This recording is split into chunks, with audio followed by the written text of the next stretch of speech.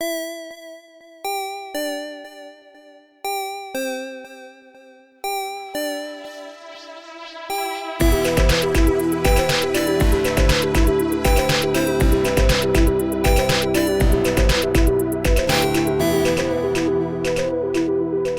lately when I can't sleep, I have been playing through Assassin's Creed Valhalla. And that game's actually a lot larger than games that I'd like to play lately. Just when I see the open world, it's like, this is too much. It's daunting, yeah. But I was on a mission this morning where it was like, hey, escort this guy back to his homestead. There are people who don't want him alive. I was like, oh, okay, so you got to like take back roads. And I'm going through a field, and there are like 50 people in this field, all spaced out, like 10, 15 feet apart, all staring the same direction and not moving. What? And so like, I was like, what is going on? And I kind of start to spin around. And as I spin around, in the time that I have passed, more people have generated. So just as far as I can see, every direction are people, just like farmers, all staring the same direction, not moving. Terrifying. That's awful. And I was like, But there's been enough bugs in the game that I assumed like this surely is not going to turn ugly all of a sudden. But it got me thinking about like a lot of those, oh yeah, there's a ghost in this game, or like, oh yeah. Oh yeah. For sure. What are some moments that you've had in a game that's like either ones that are intentionally in the game or ones that are like creepypasta, this is, subreddit kind of stuff? I mean, the one that immediately jumps to mind, not like my personal experience, is the haunted Majora's Mask. Yep. Yeah. Ben drowned is so fucking spooky. I'm trying to think of when I saw a ghost in a game last night. It was Phasmophobia. We were playing Phasmophobia. Did you actually see the ghost? Oh no, you did. You saw one of them. I got fucking murdered in like the first two that's rounds. right. Yeah. I super saw the ghost. There's a bug in Dead by Daylight. It doesn't happen a ton, but when it does, it's extremely jarring, where you'll sort of be attached to animations of other players. So you might be running along, and if one of the other people on the team has been like picked up or put on a hook or something, you also do the animation Just of like start to float. Yep, like you're just kind of floating like you're over a shoulder, or you just launch yourself like you've been thrown onto a hook, and it's terrifying. There's a bug in Warzone every now and then where if you kill somebody in a doorway and then you shut the door, their body clips through the door and then just starts aggressively shaking all over the place. So all you can hear is just like the footsteps sound constantly, just until you like open the door and figure out how to fling their body out of there so you don't have to deal with it anymore. There's also a bug in Warzone where people are better than me. And I hate that one. That's the scariest one. Yeah. It's game breaking. Can we fix that, please? It happens Devs. a lot too.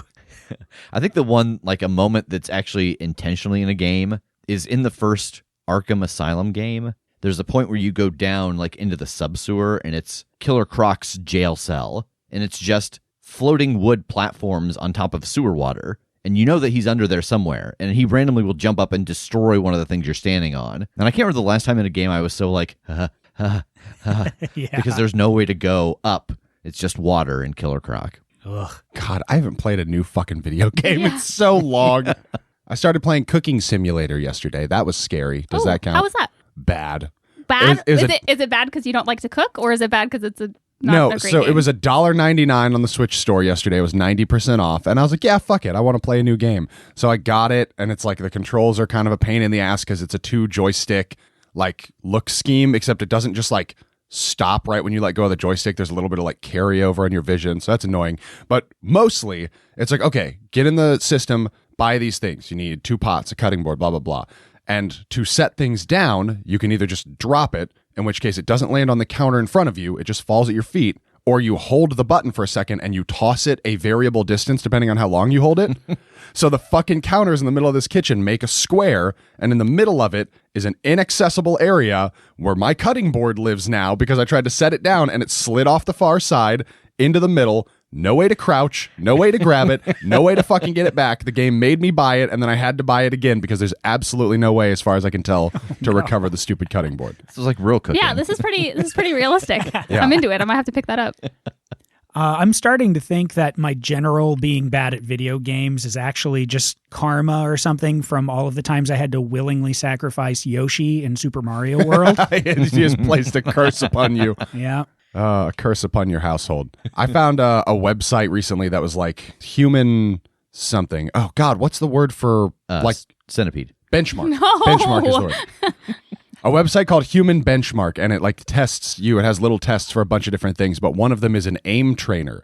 So like you start it and you've got to click on all the little targets like as fast as you can. And I play a lot of first-person shooters. I play a lot of video games where aiming is really important and clicking fast is important. Evidently well below average on the bell curve of how well I do this aim trainer. Really? And that was disappointing. I would like to try that. I'm curious. I'd either be like surprisingly good or just like expect like as awful as I expect. There's all the different kinds of tests on there, and I was surprised by the ones I was good at. Like I was surprised like, oh, okay, I can remember this many numbers in a row, and I'm in like the 96th percentile. I can remember like 17 digits or something. But then like the Simon game, like the matching the pattern after they disappear, I'm like in the 15th percentile on that one. Like I was like, whoa. This is weird. These must have been flaws in my childhood. These are things I never picked up, I guess. It's always interesting playing a new kind of puzzle game and like realizing the kind of puzzles that I'm pretty good at from all the Nancy Drew games that I play on Mystery Detective. So like when Tass and I were playing Call of the Sea the other day, it was like some of the puzzles I was like, oh, okay, no, I know this. Nancy has taught me. Nancy guided me. Nancy trained me to this. I get like 3 words into, I think it, and she's done. And I go, oh, okay. And then there's some puzzles where they come up and I go, okay, I know what needs to happen. And I know that there's a strategy and I will not be able to figure out what it is. I'm just going to randomly click on something until it happens to work. And lo and behold. And one of them worked so fast. That one was me counting. That one I knew how to do it and I knew how to get through it. But the one that I was like, I'm just going to randomly click on things. And it was a series of like circles that you would click to turn other ones on and off. Oh, uh-huh. And so it's like, oh, you have to click this one. And then I knew it was like, oh, move over 2 to like offset the pattern or whatever. And I said, I'm going to figure it out, but I'm going to do it in the wrong direction so that they're all off instead of on. And then that's exactly what happened. Yep. Well, speaking of finding out where we are on the bell curve of things, I did get an email from someone. Once it's safe to go outside and for us all to be together and for Kim to be here, they have a location for us to play our Jake Hunting Us game. Yes. Oh, yes. Okay. Yes. It is a place that has like a institute on it and a power plant and a bunch of open fields. So good. Yeah, I got that email the other day. So we have a location, and I know Tass is working on the variations of the game. Hopefully everyone will get their shots and we can do that soon. It's wild because some number of months back, I sent everybody a link to this place. Like when this place went on the market, like I with my super cool realtor's license, like I get emails about shit that goes on the market, and I was like, hey, you guys, there's a fucking sanatorium in this state that's for sale. Do we want to go like do a tour of it? And then we just never did, and now super cool, someone in our circle, someone in our sphere of influence owns it. Yeah. Meant to be. Yeah. And I think lastly, before we get into this episode, you can head over to youtube.com/The Critshow. We are slowly populating that with some of the things that we do on Twitch. You will always be able to find the Omniverse Chronicles there the Thursday after we have played it live on Monday. We also have some of our Let's Plays and our playthroughs of video games there. So you can find that in case you happen to miss some of those streams. And we have had a decent number of people asking if the Monday night streams are going to be converted into audio and placed someplace where people can find them. The answer is yes. We just have to figure out what is the best way to do that. We can rip the audio from the video, and I'm not sure if dropping a 3-hour audio file onto the RSS feed is the best way to do it, or if maybe we'll make a home for them on the website. But we will make those available for those of you who partake mostly in just audio.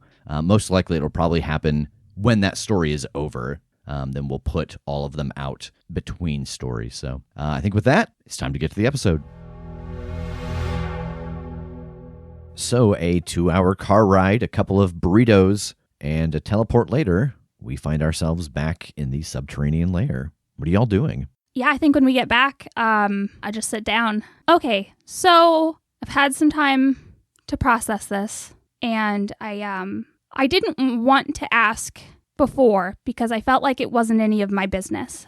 And so I'm sorry, but I need to talk to you guys, and I need you to tell me everything Nash has done. I've heard bits and pieces and kind of got the gist of some of it, but I really need to know the things that he has put everyone through. Rev is eating remains of one of the burritos that you brought him. He took over my body, although that wasn't this Nash, it was a different Nash, but like he lived in my body for a long time. Yeah, that's one of the big ones.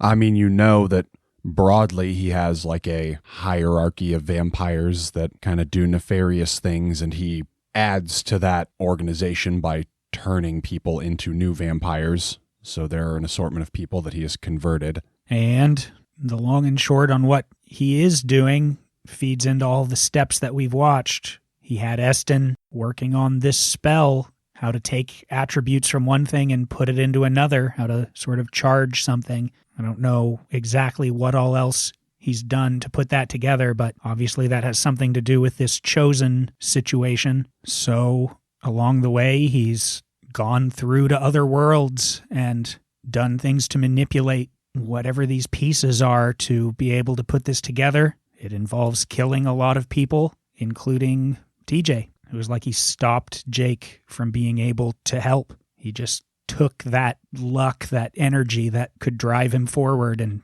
let TJ die in front of all of us. Well, I wasn't there. But that's a whole other thing. He also killed Tass. Yeah. Well, he created a special type of vampire whose sole purpose was to kill Tass. And then also another time he made an explosive trap that nearly killed Tass. It's weird that it's like, it's hard to take any of this personally at this point. Like in this weird way, I'm more mad, but I understand more. He's literally killed me, but like I know what I signed up for. I thought it was going to be kicking open coffins in basements and staking vampires and stuff. I didn't think it was going to be any of this, but I knew what I signed up for. There are monsters out there trying to hurt people. But I'm just so mad now because they aren't just animals. They aren't just these rabid horror things that I'm supposed to put down. They're just people. Can't even imagine how you see this and how you feel right now. Not even remotely. Because this has got to be personal for you on a level that I'll never understand. So I'm sorry. I don't know what else to say about it. Why is this personal for you? Oh, yeah. Nash is my grandfather, apparently. Oh. Yeah. Man, I am so sorry. Like, I knew he was a bad guy and that he was head of this organization and you guys had been fighting to stop him, but I didn't realize just how much he'd done to you. I'm so sorry. I mean, that's the thing is he's not just doing stuff to us. He's not even just doing stuff to our world. He is attacking the multiverse. He did something, some ritual in a world that, boy, we fucked up in, that killed at least 3 other people on some kind of colossal scale. TJ was personal, though. He made that pretty clear. We meddled. He stopped us from saving him. That wasn't part of any grand design. He just wanted to stick it to us, and he sure did. I think I need a second. I'll be right back. I think I just go to the bathroom. Wow. Yeah, big wow. What is this? Is this like a rally her against him thing now? Is this like, are you trying to, I don't know, make it so that more information doesn't hurt? Or like he also, like he hijacked me, but it was so that you all would go save his world. I mean, like you said, that's a different him. We all just found this out about their relationship because we just encountered a future state time traveler version of him who's currently here or now here at this point in the timeline. So that's also a different him. But the one that we're fighting against, that's kind of what I would consider Nash Prime here. Why is this other one here? I guess originally he was here to try and make what Nash Prime is doing go smoother so that he wouldn't suffer as much in the future, and has now had a change of heart to some degree and instead wants to help us prevent those plans from going off. Which one's her grandfather? Future version. That's not as bad, at least. I mean, the reason that future version came back is because he turned her into a weapon in his timeline, and then she died, and he couldn't handle it. So he came back to make sure that she wouldn't die in one way, and has now decided to make sure of it in a different way. But he still committed all the same atrocities. So we're going down a rabbit hole of, do people change? And if they do, does the motive for that change matter? And I'm too fucking tired and full of burritos to get into that right now. Yeah. Yeah, the important thing that I have to say in my mind over and over and over again is that Megan looked into this future guy, and she believes what he's saying, and I trust her. So I have to think of this guy as a tool that we are going to use to win this thing. And if I start going down my rabbit hole, it's what is he doing to manipulate everything so it comes out to his perfect monster world? I can't do that. Yeah, I mean, we trusted one Nash before. Yeah, we sure did. And so far, it seems like that's gone okay. Yeah. I walk back in the room. I think I'd, splashed some water in my face and kind of composed myself. Okay, so we've got a lot to figure out. My grandfather's done some terrible things. I don't feel better knowing what they are, but I like to make decisions with as much information as I can get. So at least I'm a little more informed now. He's done a lot of bad, but take my word for it, he's done a lot of good too. Maybe not on the same scale as he's done bad, but with just as much importance to me. And I'm so angry and I feel so betrayed and confused, but that's also something I can't dismiss. And I do believe that he thinks that this is going to have the outcome he said he did. What outcome? Like, what did he tell you all? It's super simple, but it tracks. If we can jump into the future to whatever Nash is making now, the idea is it's already done. It's happening. The pieces are out there, and it's not any sort of big secret anymore. So it will be vastly easier for us to find those pieces, come back here, and wreck them as they're being built. Can you go and come back? Yeah. He said it's just like a portal. The way we open a portal, it'll stay there. It'll persist. It's just a portal through time instead of space. Where? Wow. Yep. That's a question.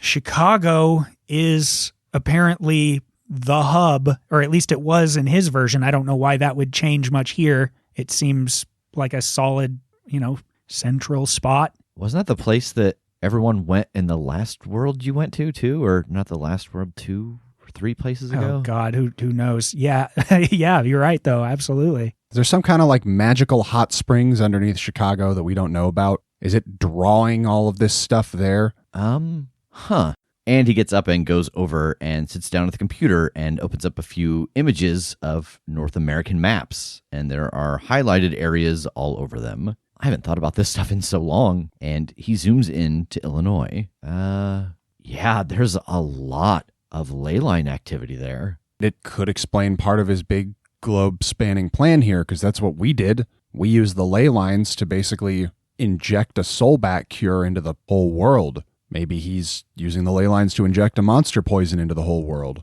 So are we just talking like open portal through time? Just hanging out someplace? Yep. So as far as I understand it, we go through, we do whatever, however long we're there, that's how much time has passed when we come back. Well, can you use the paper? No, I don't think so. Yeah, no, just because it's keyed in to be dimensional or something. Oh, because this is the same dimension. Yeah.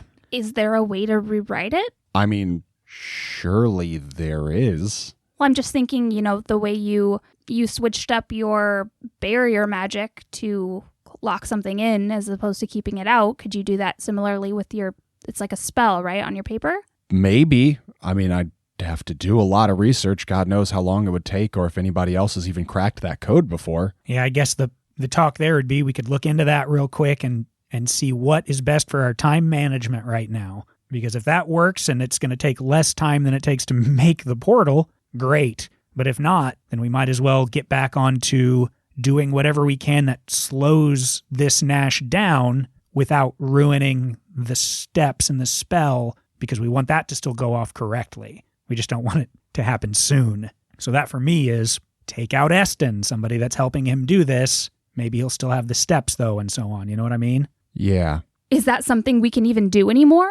I mean, if our plan now is to let all of Nash's plans go off without a hitch, taking out his main guy that he wanted to bring back from the dead, would that not throw too much of a wrench? I mean, yeah, I guess that is a solid question. I don't know. This is just a gamble on my end, but it seems to me that taking out Eston wouldn't necessarily ruin the steps. It would just slow him down a lot. Because you could just bring him back again.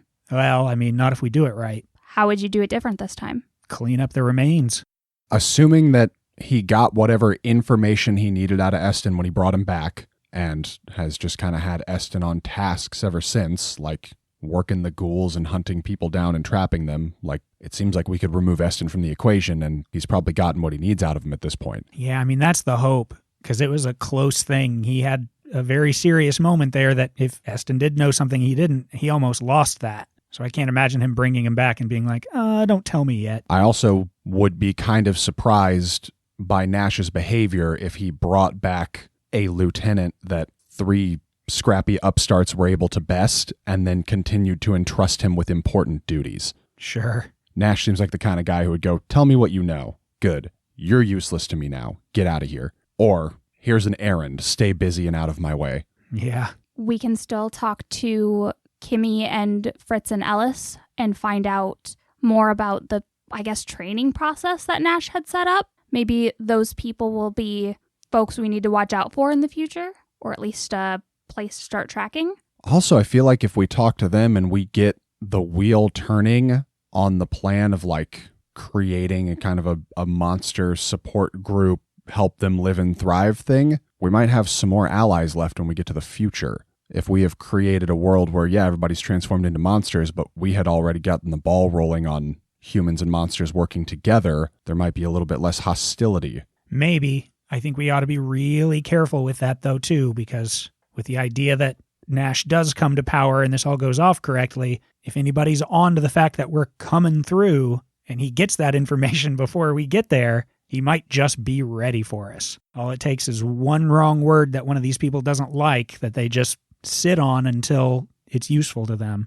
But I think you're right. I think it is worth having that conversation and getting that ball rolling so that there is kind of a back and forth, but just without the, hey, see ya in 200 years. Yeah, I just keep thinking back to, say we go to the future. Where do we start? We'll have an idea, of how the world is set up, but we won't really know much. Who do you trust that would still be alive at that point? Trust? Ooh, boy, I don't know. Unless call in our major favor with Damien. We still have a coin, right? Yeah. That's the only thing I can think of. I mean, sure, we've got a loose situation with Strom, but she seems very much like she's going to ride whatever wave is going to keep her on top. Who's Damien? He's a dick. He clubbed me and threw me in the trunk of a car. He did. He did. Rev, you've been through some shit. It's been a lot. Yeah. It's a hard knock life for an NPC. Is that why they lock you down here? Yeah. Yeah, because I'll just wander away like any NPC in a video game. I just get lost and wander away. So Damien's a speed demon, an actual speed demon, and we are friends with him. I think we can safely say we're friends with him at this point. What's his deal? Well, a lot of it's pretty standard demon stuff. Like if you make deals with him, it's almost like a compulsion. Like he sticks to the deal. And part of that is we have a favor ready from him. So we can call that in. He's not all powerful or anything, but he's got some cool stuff that he can do. Wait, so you're friends, but you need to have a favor to call in? There's a system with demons. Like they're not allowed to, they don't have the power, but by the bureaucracy of demon work. Interesting. Yeah. Like, I think we wouldn't have to cut a deal for him to like hand us a pen that was on the desk next to him, but to manifest some kind of unique event or anything, like major circumstances, like I just think he literally can't do unless a deal is cut. Because he's pretty like loose about what constitutes a deal with us at this point. Yeah, I was going to ask, what deals have you made? What have you given up? Well, so like we made a deal where he helped us with like the crowd protection during the thing on the circle in exchange for saving him in an encounter with some demon dogs. We agreed to help him get a special item in exchange for helping us break into the place that had that item where we needed something else. He collected Tass's soul when he died, but that wasn't a deal with us. That was a deal with somebody else long ago. And right now he owes us one for something that TJ did for him before he died. So yeah, I mean, we could try and call him in. We could even, like, I hate to say, like, bind him now because I'm sure he'd be up for it, but, like, you know, the bylaws of demonology or whatever, like, we could cut a deal with him that would make him have to, like, fight against Nash, so to speak. You know, like, okay, like, we're going to cut this deal. You have to be there. You have to be on our side, like something like that. So that, you know, even though that's what he would want to do anyway, like, now it's law. Now it's contract. There's no way around it. That's true. Man, and besides him, I don't know who else we could actually trust that would live that long. Like, Strom is just going to go with the tide. Wherever she's going to thrive, that's what she's going to do. I mean, barring some attack, Baba Yaga would probably still be alive, but I mean, she stays out in her woods. I can't imagine that she's going to know, like, Chicago's landscape by then. Baba Yaga? Oh, yeah. The Baba Yaga of folklore. Yes, we have had our dealings with her as well. Huh. Wait, Strom's in Chicago, right? Mhm. Yes. Okay, so you've made deals with her too, right? Yes. But you seem to not trust her the way you trust this Damien guy? No. So can you do this thing that you just said you could do with Damien with her? Like, make a deal that she has to be an ally come time? You don't make a deal with Strom. You make a trade with Strom. Yeah. Yeah. Like, she can make an agreement, but she's not, like, bound in any way other than, like, remaining in your good graces and continuing to do business. Yeah, like, I made a deal with her to get all of the material you see here for the ring that powers a lot of this stuff, and she got real upset that someone knew how to use it all, so after the fact, she kind of started putting feelers out to find me so she could catch me. Ah, Yeah. Yeah, gotcha. Strom's going to be a problem when we go to the future, huh? probably. Like, she's just all about, like, hey, man, however the world serves me, that's what I'm going to do. And yeah, when it's Monster World, she's going to have no love for us, I don't think. God, especially if it's in Chicago. Yeah, her domain. She's going to be president of Chicago when we go to the future. Could it be a possibility that she has more competition at that time? I mean, I suppose it could be. It will also probably be more of like an open market. Like, she kind of runs a black market deal for supernatural stuff because it's all hush-hush under the radar. And at that point, hell yeah, I guess she might just be kind of out of business if what she does well is trade in secret and it's not a secret anymore. That, or she's just Walmart now. Welcome to Stromart. I wonder if she has anything right now that would be useful for us to get while she's open to trading. I mean, I've got her front-facing inventory sheet. Like, I've got her catalog. I know she's got some better stuff than this that she doesn't put on the list. But, I mean, yeah, everything she's got is pretty dope, and most of it would probably be helpful. The question is, do we have anything worth it to her to trade? And again, if we have a reason, if we look at a list and go, this is a thing we need, let's look into it and spend that time. Otherwise, I think we got to make very careful use of the time we have so that we can get the most done. I mean, that's a thought, though. We could always try going back as a group up to the north and see if we can find those other weapons that I couldn't get. If they're still there, that might be something she'd want. And maybe, just maybe, we find something there that helps us track Eston, because that is his most recent confirmed location, though it's been most of a day. I mean, we can definitely go back up there and try to find those things and try to pick up a trail on Eston. I don't particularly like the idea of finding them as a trade for Strom, because again, I think no matter what, Strom's not going to be on our side in the future, and I don't want to give her more things that we think might be relevant and important to the bad guy. Yeah.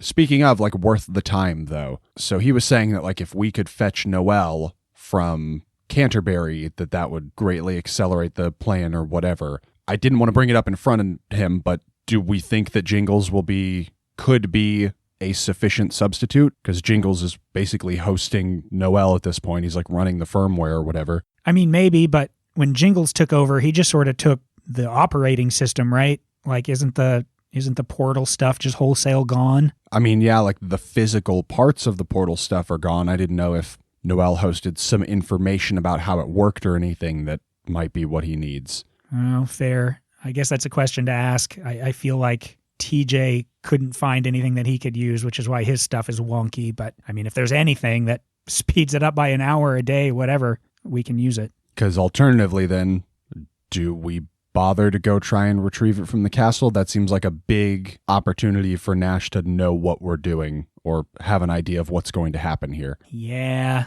Or just kill us early and everything becomes irrelevant. Fair. Yeah, I think it's a big chance, but it would expedite this whole thing. Well, let's revisit that after we check some other stuff off our list, because he's doing his research right now, so that part needs to get done regardless and will take the same amount of time regardless. I guess let's head back up north first and figure out what we can find about Eston and about the weapons and at least know some stuff. Yeah, I couldn't see much down there and was under a little pressure. Get it? Because Yeah. sorry. But yeah, I couldn't figure out what might have happened to everything. Maybe with your magic, we could see what happened. Yeah, that's fine. Do you think I'm a little beat up from my time in Elnor still? Do we think we could kick it for any amount of time and rest some? You said you fought like a translucent water beast that wanted to eat your magic and stuff, right? Yeah, my knee's in some rough shape, and I'm a little beat up. I mean, I guess we could at least go and try to pick up the trail on Eston before it gets any colder, and then maybe spend some time, if we have it, getting better. I mean, that's not a bad thought, but that creature that was like inhaling the magic was in the ice under my feet. I don't think it's a super safe thing to go look at imminently if we feel like we need to rest up a bit. Yeah, I mean, if it seems like there's a decent chance that a fight comes to us right there where we need to watch Eston's thing, then I would greatly prefer to spend some time and get up and running a little better here. Yeah, I think that's safe. I know we're losing a little time, but with the amount of magic we would suddenly be packing right there, that just seems like exactly what this thing would want to try to track down. That's a fantastic point, and it had not occurred to me for a moment. See, this is why you're the brains of the operation. Oh, God. That's terrible news. Megan, there's an opening for the brains of the operation if you're interested. I will pass. Thank you. All right, let's kick it tonight, I guess, and we can head out in the morning. Sounds good. Let's do it. All right, so for the first time in a very long time, I think you all head to a full night's sleep. I think for the purposes of what we're doing now, everybody can heal up from the damage that you have experienced over the last couple of days. Is there anything you want to do in the morning before you head to the North Pole? I want to look around here before we go and see if TJ had squirreled away the key fob for the undersea gobbler somewhere in the lair. Oh, yeah, I'm sure that it is on a hook next to the computer, next to one of his lab coats. Okay. Well, I'll grab those. It seems like it could come in handy. Okay. No, I don't think so, unless this is a situation that's intense enough that Destiny's Plaything pops off. Yeah, I think it does. Okay. Roll it. 10. So as you are standing in the middle of the subterranean layer, your eyes fill with that white light again, and you get a vision. And it's very similar to the vision you got last time of something moving around underwater. But as it gets close to the bottom of the ocean, you see that it heads inside of a very large crack in the earth, and ice forms up behind it after it goes in, like it's sealing up behind itself. Okay. I think I blink out of that. Oh, hey. I had a vision. About what? About the North Pole again. I saw the creature, the thing that like attacked me and was feeding off of the magic items. I think I might be able to find where it is. It went into this crack in the earth and then just sealed it up behind it with ice. Perfect. So if we think it might have taken the weapons, we at least know where we could follow it to find them? Hopefully. All right. Well, I got the keys to the undersea gobbler, so... The what? A submarine craft that TJ devised out of a land vehicle that TJ devised out of a Jeep and a swan boat. If I remember right, I believe the undersea gobbler's engine is the sea gobbler on a treadmill. Pretty much, yeah. I think that was how he gave it more power. Yeah, that tracks. I'm not a scientist. But anyway, if we can still raise that, then at least we won't need dive suits. Yeah, in theory, I don't know what that's going to mean for going into this crack, because it was pretty much just person-sized, right? It wasn't like a huge, massive thing. Correct. It was about the size of the creature, so it would be big enough, actually, that a couple of you could fit in at the same time, but not like the submarine. So maybe it's worth getting a couple of dive suits just in case. Sure. where is this, undersea gobbler? I think he just put it into like low power mode right under the ice, right by where the submarine used to be. Yeah, it had to have been close. I mean, we put down, Everett and I, pretty close to where we had gone in. I didn't see it on the way down, but I mean, I didn't think I needed it since it was just me, so I didn't really look. So yeah, it might be worth going over to IPT and at least grabbing that suit that I used out of Mother Hen. Okay. Well, we'll head to IPT first then. So you all head out of the subterranean lair and teleport over to IPT. As you appear, you instantly feel that the ground is shaking, and you hear a deep rumble as well as the cracking of wood and the breaking of concrete and brick. The buildings in front of you begin to shift, and huge gashes appear in the sidewalks and the streets, and the air is filled with the sound of shattering glass, crumbling stone, and shrieking voices as in front of you the IPT and the other buildings on this city block plummet into the ground.